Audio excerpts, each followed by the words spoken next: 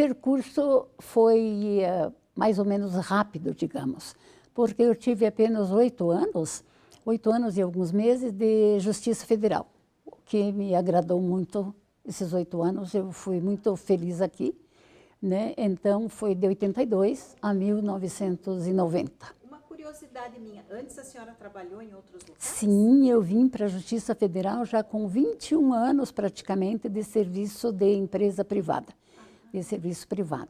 Aí havia um concurso aqui e eu fiz, né? E fui feliz que passei. Havia muitos candidatos, fui feliz que passei e demorou um certo tempo, eu fui chamada, né? E à época, os meus benefícios aqui seriam os mesmos que eu tinha lá fora. Mas para o futuro, aqui a gente previa um futuro melhor, em todos os aspectos, né? Então, aí foi quando eu decidi que viria para o serviço público. Nunca tinha imaginado na vida trabalhar num órgão público, enfim, nem municipal, nem estadual, nem federal, quando de repente aconteceu. Então foi maravilhoso, foi ótimo, fiquei feliz. Eu entrei em 82, tipo julho de 82, e aí nós em 83, março, mudamos da Rua 15 para a Rua Voluntários da Pátria. E lá na Voluntários foi onde eu me aposentei, no edifício Bagé, não cheguei a vir até aqui. E aí, em 87, 18 de junho de 87, foi aberta ou instalada a Vara Federal em Foz do Iguaçu, que chamava Vara Única de Foz do Iguaçu. Então, não tínhamos funcionário lá. Justiça Federal não tinha, não havia ninguém que pudesse trabalhar até o momento da abertura. Então, no dia 18, que foi a abertura lá, né, a instalação, Dr. Rômulo Pires, que foi o diretor do foro na época, era diretor da Vara e, na sua vez, diretor do foro, foi com uma equipezinha abrir a justiça lá, abrir e inaugurar e fazer funcionar lá. Enquanto isso, nós daqui e o Estado estávamos preparando quantidades de processos cíveis e fiscais que correriam lá em Foz do Iguaçu e com os quais se instalaria a Justiça Federal. E assim foi. Então, o Dr. Rômulo levou Walter Duquey, que era diretor de uma vara aqui, como diretor lá, digamos, como diretor iniciante lá, né? Não tínhamos ninguém lá. Levou um oficial de justiça e levou um motorista de juiz. Então, essa era a primeira equipe de trabalho que foi a Foz do Iguaçu. O segundo grupinho, Dr. Tadá Quirose, atendia também a segunda vara, onde eu estava lotada. Então, o doutor Tadá Quirose me convidou, porque foi destinado a ele ir trabalhar em Foz do Iguaçu também por 30 dias. Então, eu fazia parte da seção civil, aqui, da segunda vara, então o doutor Tadá me convidou para acompanhá-lo, para ficarmos 30 dias lá. Então, aí quem foi? Eu, um oficial de justiça, Mauro Vieira, e um motorista de juiz chamado Dirceu. Porém, o doutor Tadá me convidou às 17 horas, quando eu entrei no gabinete para assessorá-lo num despacho, até ali eu já era da seção civil, né? Então, aí foi quando ele me convidou às 5 horas da tarde, e logo em seguida ele disse para mim, amanhã, que era sábado, dia 19 de julho de 87. Então, ele disse, amanhã às 7 horas eu quero a senhora lá em Foz do Iguaçu. Então, a passagem a senhora pega ali no departamento pessoal com o senhor Lúcio Niziella, que era o chefe do pessoal, e amanhã às 7 horas eu quero a senhora lá. E eu aparecerei lá na segunda-feira. Então, assim foi. Uma correria danada, eu morava a uns 6, 8 quilômetros da Justiça Federal.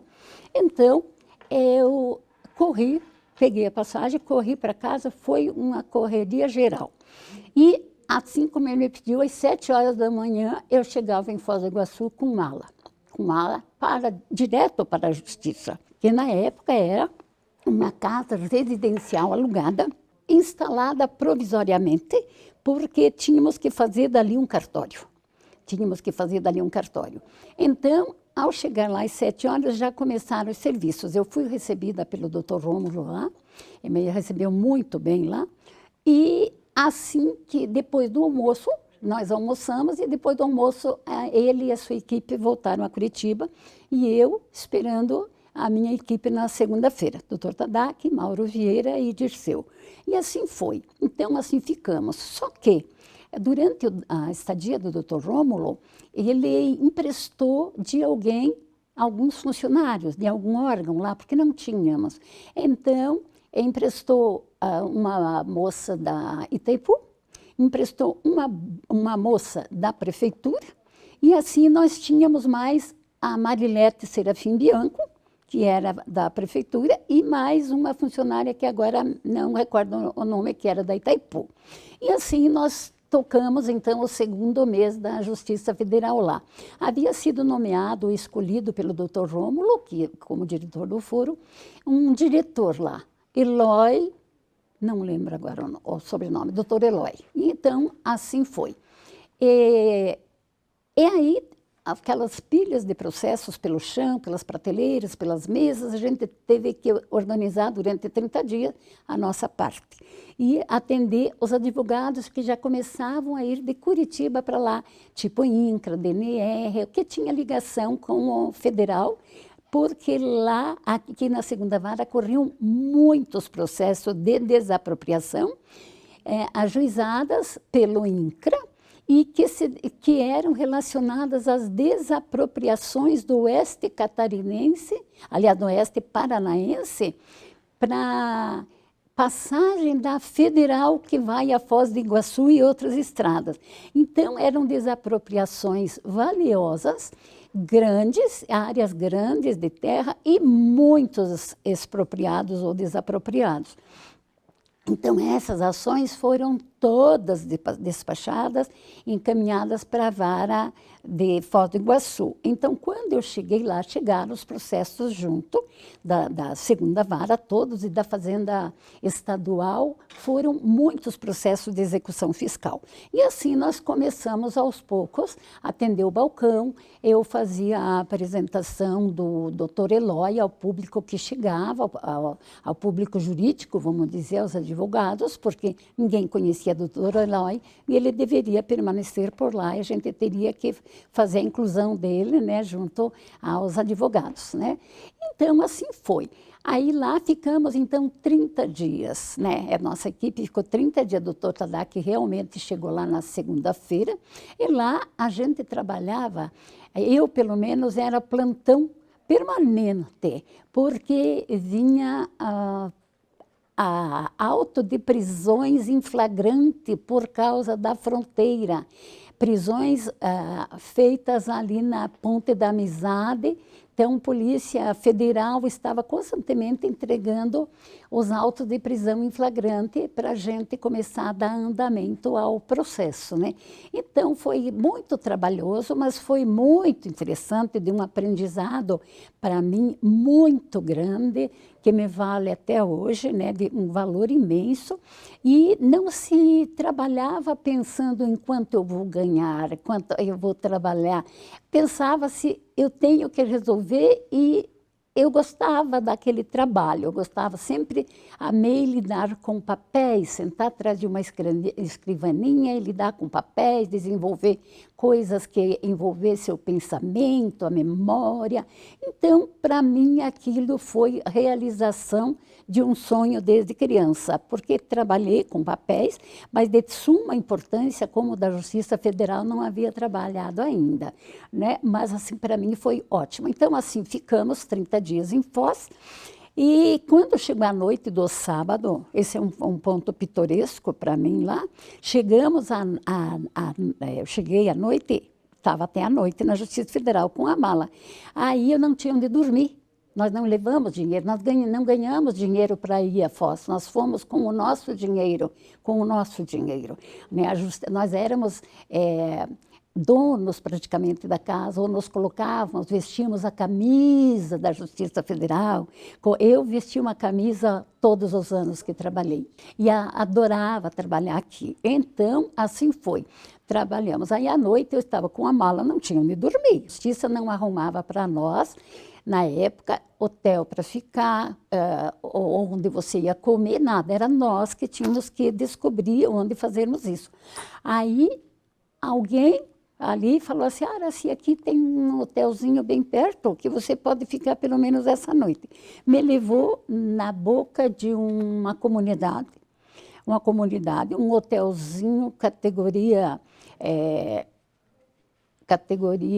muito baixa, né? Mas tinha gente morando lá, tinha contrabandista, bem daqueles que contrabandeavam até, como é que eu digo, chaveiros, eram contrabandistas de baixa o poder aquisitivo, e todos me olharam assim, eu não tinha onde dormir. Eu teria que ir na casa onde funcionava a justiça, não tinha onde dormir na época, depois foi ajeitado alguma coisa mais tarde para outros, né?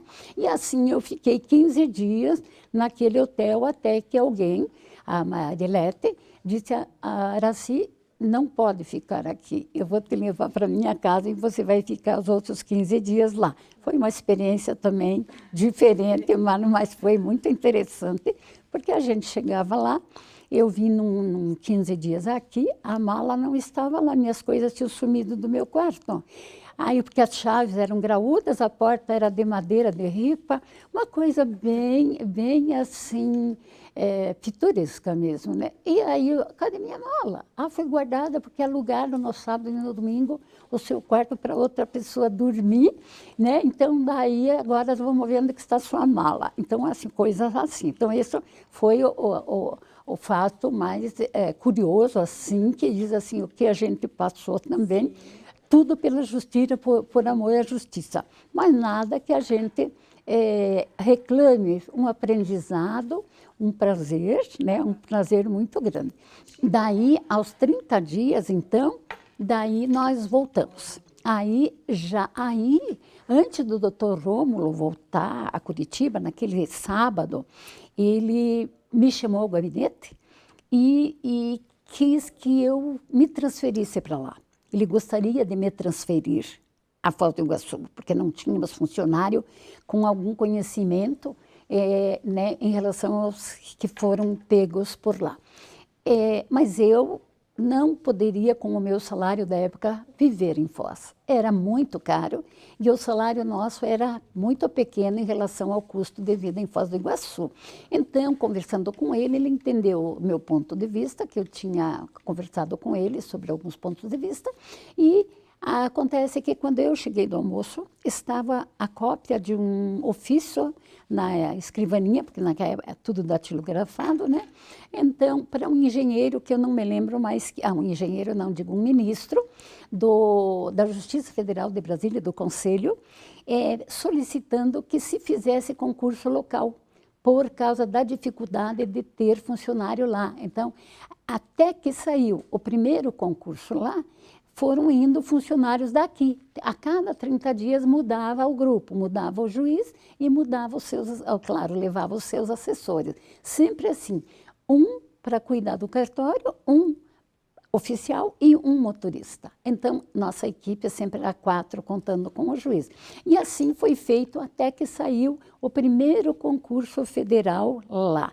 Porém, houve um concurso aqui em que houveram muitos concorrentes e passaram alguns até 100º, 45º lugar ou daí para frente.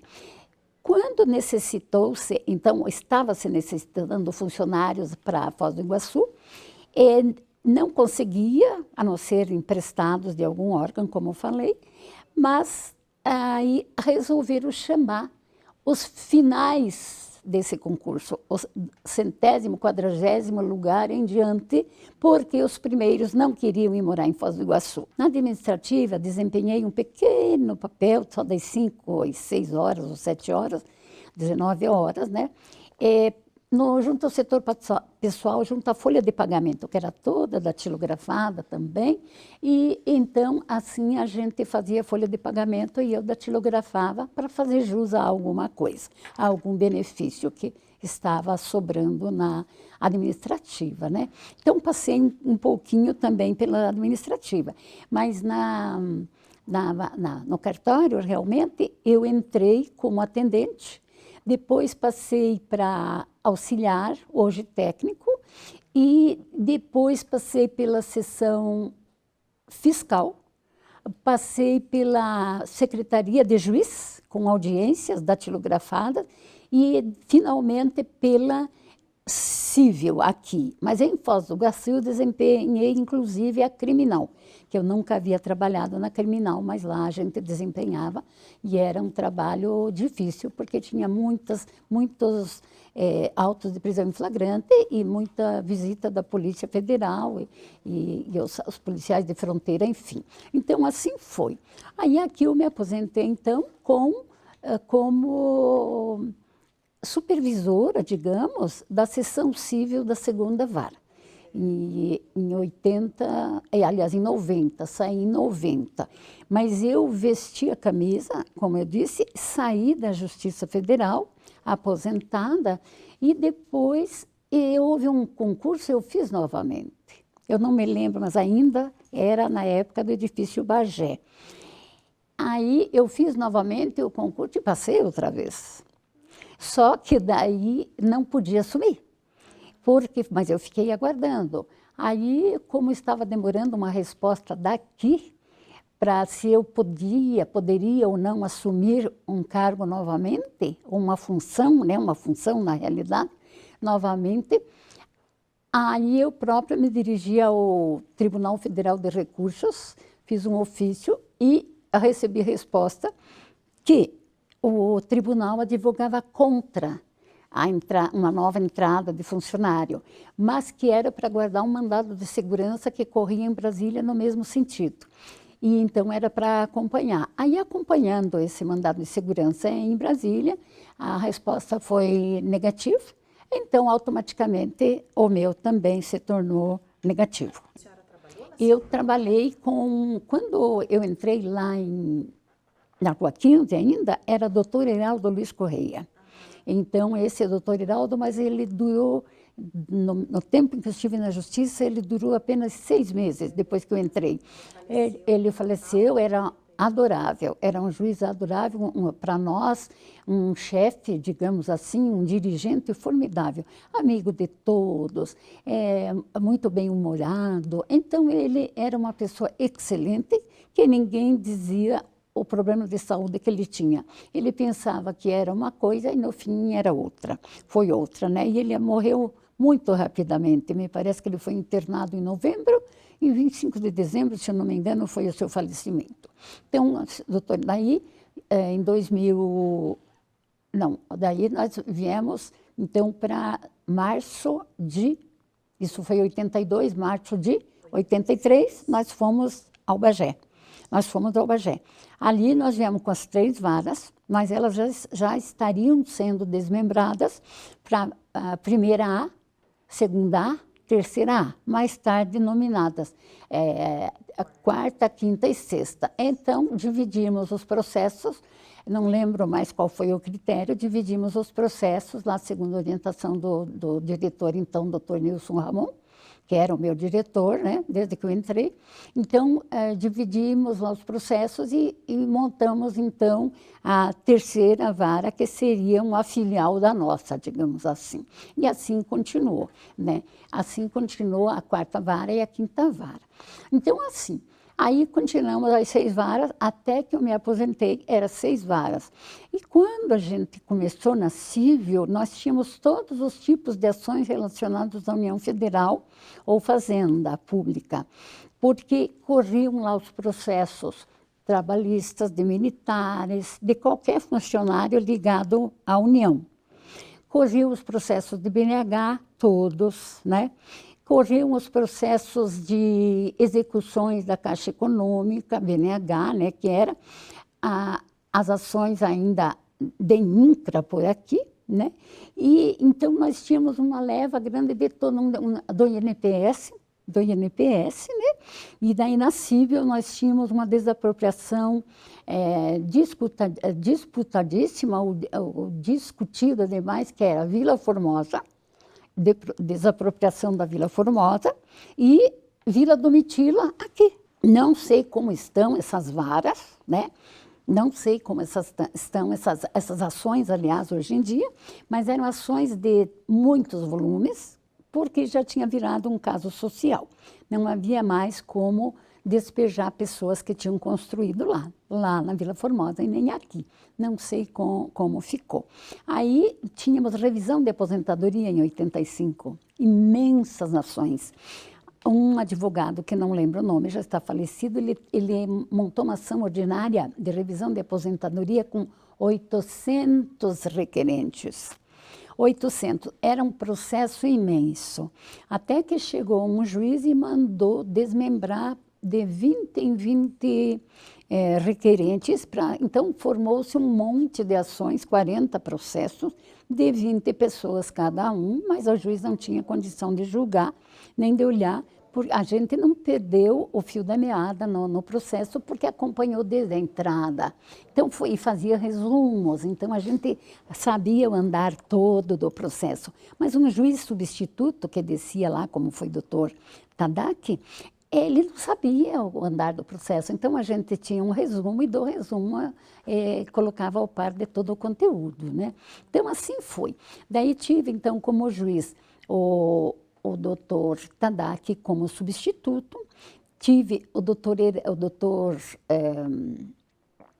Barro do Cavalcante, que veio de Minas Gerais, né? E ficou aqui conosco, daí daqui resolveu se transferir para Recife. E morava até há pouco tempo na Boa Viagem, não sei se ainda mora. Depois nós tivemos também o doutor Prachetes. Mas substitutos, nós tivemos o doutor Lício Blei Vieira, né? Nós tivemos então o doutor Tadaki, e daí tivemos algum juiz que descia de outras varas também, na ausência, porque a segunda vara sempre parece que tinha um problema em fixar um juiz titular. Mas assim foi tudo bem, tudo sempre deu certo. Os procuradores da República também, a gente conheceu a doutora Ela, conheceu o doutor Manuel Volcame de Castilho, que depois se transformou em um juiz federal. Aí conhecemos o doutor Manuel também, né? Conhecemos quem mais?